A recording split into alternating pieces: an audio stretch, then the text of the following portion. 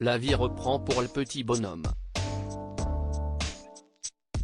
En perdant le contrôle de sa voiture, sous l'emprise de drogue, le 10 février dernier, Pierre Palmade a provoqué un accident de voiture qui a fait plusieurs blessés au sein d'une même famille. Parmi eux, le petit Devrim, un enfant âgé de 6 ans, qui a été grièvement blessé sur le haut du corps, ainsi qu'au visage et à la mâchoire. Après plusieurs semaines d'hospitalisation, Devrim est retourné à l'école comme l'indique le Parisien en ce 18 mars 2023. Ça lui fait du bien de retourner à l'école et de voir ses amis et pas seulement sa mère, ses frères, son oncle et son cousin, a rapporté un proche de la famille au quotidien.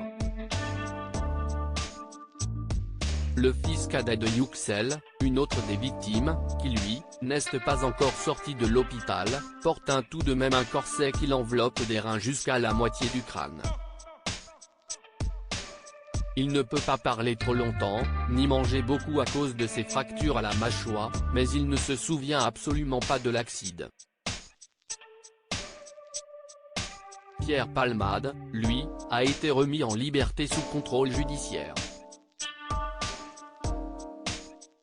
L'humoriste âgé de 54 ans qui avait été mis en examen pour homicide et blessures involontaires, a pour l'instant interdiction de quitter l'établissement hospitalier où il se trouve, a précisé le parquet général dans sa décision du 14 mars 2023.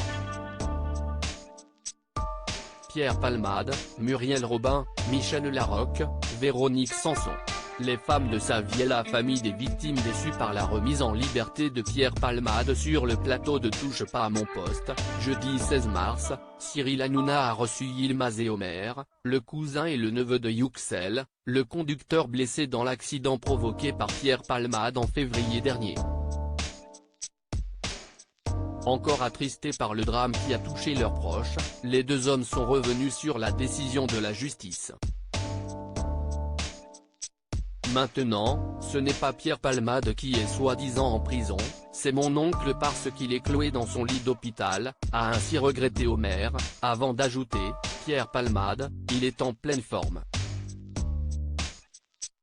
Il est juste à l'hôpital, il peut faire ce qu'il veut à l'intérieur.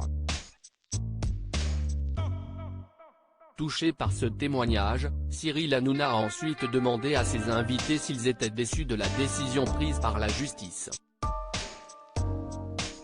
Un peu, mais nous, notre priorité, ce n'est pas qu'il aille en prison. On veut bien qu'il aille en prison, mais la priorité, c'est la santé de mon oncle, a-t-il ajouté, ému. Crédit photo, agence.